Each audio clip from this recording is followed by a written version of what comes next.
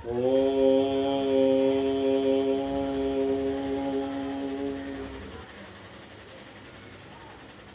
आज हम अनुच्छेद 16 के अंतर्गत ही जो आपके लोकतंत्र की चर्चा करते हैं। तो लोकतंत्र 3 तरह के होते हैं: राजनीतिक लोकतंत्र, सामाजिक लोकतंत्र और आर्थिक लोकतंत्र। सामाजिक लोकतंत्र, राजनीतिक, आर्थिक। राजनीतिक लोकतंत्र क्या है? राजनीतिक लोकतंत्र के अनुसार नागरिक को मतदान करने का अधिकार है, चुनाव लड़ने का अधिकार है, अपनी पार्टी बनाने का अधिकार है, कोई भी संस्था बनाने का अधिकार है, अपने राजनीतिक विचार रखने का अधिकार है। ये किसके अनुसार है? ये राजनीतिक लोकतंत्र के अनुसार व्यक्ति को संविधान ने अधिकार दिए हैं, अनुच्छेद 16 के अंतर्गत राजनीतिक लोकतंत्र के अनुसार। क्योंकि इसलिए हमको समझना चाहिए कि वोट की कितनी महत्ता है। एक एक वोट की बहुत ज़्यादा महत्ता है। इसलिए राजनीतिक लोकतंत्र के लिए आज राजा रानी की कोख से पैदा नहीं होता। आज राजा डॉक्टर बाबा साहब भीमराव अम्बेडकर या संविधान सभा के द्वारा जो वोटों का अधिकार दिया है उसके द्वारा चयन होता है। चाहे आपका प्रधानमंत्री बनना, मुख्यमंत्री बनना, एमपी बनना, एमएलए बनना, विधायक बनना, जो भी बनते हैं वो सब इसी के द्वारा बनते हैं। और एक विशेष समुदाय की ही पार्टी नहीं रहेगी। कोई भी व्यक्ति किसी भी जाति बिरादरी का हो सकता है, वो अपनी पार्टी बना सकता है, यानी लोक कल्याण के कार्य कर सकता है। इसलिए राजनीतिक लोकतंत्र सबके लिए खुला है। दूसरा आता है सामाजिक लोकतंत्र। इसके अनुसार समाज में जातियों का श्रेणीकरण न हो, एक दूसरे वर्ग में जाने की व्यवस्था, सामाजिक आदान प्रदान हो, सार्वजनिक स्थानों पर किसी प्रकार का भेदभाव न हो। जैसे समाज के अंदर आज दुख के साथ कहना पड़ता है कि राजस्थान के अंदर आज भी बारातें रोकी जाती हैं। सहारनपुर के अंदर भी कुछ घटना ऐसी घटी है, जब बारात जाती है तो वहाँ रोकने का प्रयास किया गया। फसल काटने के कारण भी इस तरह के अत्याचार होते हैं। यानी आज भी किस प्रकार से अनुसूचित जाति, जनजाति, पिछड़ों के साथ इस तरह की घटना घट रही है। यानी समानता की बराबरी नहीं है। ये दुख का विषय है। ये व्यक्ति का एक शोषण है। और जब शोषण होता है तो वास्तव में वो बात याद आती है कि जिस समय एक व्यक्ति जो मार्क्सवादी था, विचारधारा का, तो आगरा आया, आगरा का ताजमहल उसने देखा तो लोगों ने कहा, देखिए एक प्रेम की निशानी, कितना सुंदर ताजमहल है। तब उस व्यक्ति ने, मार्क्सवादी ने कहा कि आपको ये प्रेम की निशानी दिखाई देता होगा, लेकिन इसमें तो मुझको गरीब लोगों का, मजदूरों का, मिस्त्रियों का खून दिखाई देता है इन सफ़ेद संगमर के पत्थरों के अंदर। क्योंकि जिन मजदूरों ने ताजमहल के लिए मेहनत की थी, मजदूरी की थी, मजदूरी नहीं की गई। जिन लोगों ने, कारीगरों ने उसका निर्माण किया था, बाद में उन कारीगरों को बुलाकर दावत के नाम पर उनके हाथ काट दिए गए थे ताकि उस तरह की दूसरी बिल्डिंग न बन सके। तो ये शोषण नहीं तो क्या है? ऐसा अत्याचार इस देश के अंदर होता है। इसलिए सामाजिक समानता के लिए कितना दुख का विषय है। जैसे इससे पूर्व चर्चा की गई थी, केरल के अंदर भी नागेरी की घटना आई थी, जहां महिलाओं को नाभि से ऊपर अपने स्तन ढकने का अधिकार नहीं था। यानी शोषण की पराकाष्ठा कितनी बुरी तरह गिरी हुई थी, ये एक सोचने का विषय है। इसलिए सामाजिक दृष्टि से सामाजिक लोकतंत्र की चर्चा भारत के संविधान में की गई है। तीसरा आता है आर्थिक लोकतंत्र। आर्थिक लोकतंत्र के अंतर्गत अमीरी और गरीबी की आय का बहुत बड़ा अंतर नहीं होना चाहिए।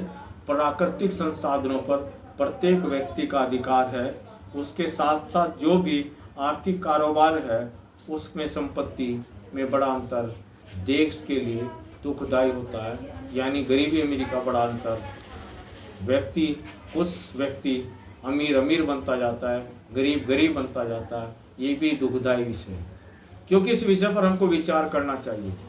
आज प्रत्येक परिवार कि एक महीने की जो खर्चा करता है वो आपका 10,000 रुपये के लगभग होता है। उसमें अगर मोबाइल का विचार करते हैं, एक परिवार के अंदर लगभग 3 मोबाइल हैं और 3 मोबाइलों में 1,000 रुपये का डाटा डलता है, यानी 1,000 रुपये का जो रिचार्ज होता है उसमें GST आपकी 250 रुपये होती है। 10,000 में 2,500 रुपये हम सरकार को दे रहे हैं। तो जो सरकार को दे रहे हैं, तो सरकार के अंदर जो भी व्यक्ति आपकी सरकारी सर्विस करता है तो उसकी भी सहभागिता है। अगर इस देश के अंदर 140 करोड़ लोग रहते हैं और लगभग 140 करोड़ में लगभग आपके 40 करोड़ परिवार हैं, तो एक महीने के अंदर कितना पैसा देते हैं। लेकिन जो आपका व्यक्ति 10,000 में जो खर्चा करता है उसमें आपका खाने पीने का सामान है, कपड़ा भी खरीदता है, दवाई भी खरीदता है, सब पर GST देता है। तो इसलिए वो जो GST का चीज़ें हैं, जो उद्योगपति है उसके पास वो भी आपका उस GST उसको भी देता है। यानी उद्योगपति अपने घर से नहीं बल्कि उद्योगपति उनके द्वारा पैसे के द्वारा दिन प्रतिदिन अमीर बनता जाता है, और उसके कारण जो अंतर है आर्थिक अंतर वो बड़ा अंतर आता चले जाता है। और ये देश के अंदर गरीबी और अमीरी, शोषण और आपका शोषणकर्ता की संख्या बढ़ती जाती है। इसलिए भारत के संविधान के अंतर्गत कहा गया है कि सरकार को इस पर नियंत्रण करना चाहिए, क्योंकि सरकार को ये अधिकार दिया गया है कि वो नियंत्रण कर सकती है भारत के संविधान के अंतर्गत। क्योंकि संविधान में नियम बने और नियम लागू कराना राज्य सरकारों का काम है, केंद्र सरकार का काम है। यदि वो उसी प्रकार से सख्ताई से कार्य करेंगे तो वास्तव में उसका रिजल्ट आएगा। क्योंकि अगर विचार करते हैं, एक उद्योगपति एक महीने में 2 लाख की बिजली का घोटाला करता है, तो जो बिजली का घोटाला है उसमें आप देखिए 2 लाख का और उस व्यक्ति का वो कितना शोषण करता है गरीब आदमी, ये कितना बड़ा अंतर आता है। इस पर विचार करने की आ जा सकता है। इसलिए जो केजरीवाल ने कहा है, अगर 2 लाख का घोटाला करता है और एक परिवार की 500 रुपये की बिजली बैठती है, तो 200 परिवार एक बैठते, 400 परिवार का जो आपका लाइट का या अन्य चीज़ का शोषण आप एक ही व्यापारी एक व्यक्ति करता है, जिससे आपके 400 परिवार का फायदा हो सकता है। इसलिए न जाने कितने बड़े बड़े मगरमच्छ इस देश के अंदर रहते हैं जो आर्थिक तंत्र के कारण लोगों का शोषण करते हैं। इसलिए समाज के पिछड़े वर्ग, वंचित वर्ग सबको बराबर लाने की जिम्मेदारी संविधान ने राज्य व्यवस्था में दी है, लेकिन अवसर ऐसा राज्य नहीं करते अक्सर।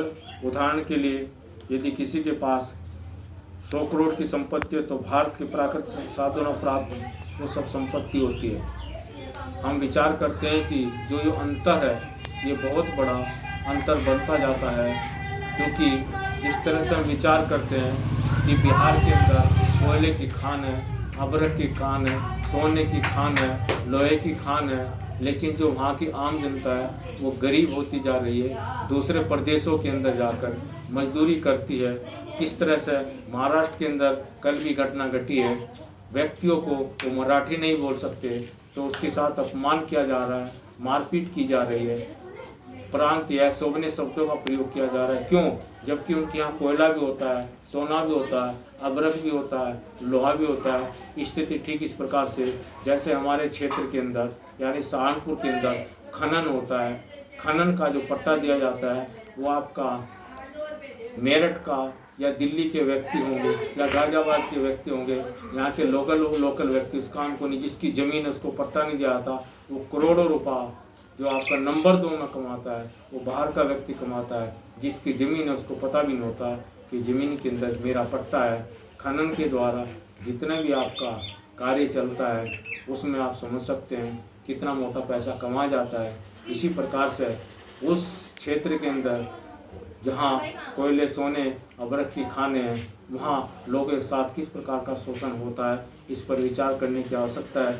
इसलिए ये जो अंतर है ये बड़ा अंतर होता है। जो राजीव गांधी ने कहा था यदि 100 रुपये हम भेजते हैं तो 15 रुपये उस क्षेत्र में पहुँचते हैं, लेकिन ऐसा लगता है 15 भी वहाँ नहीं पहुँच पाते।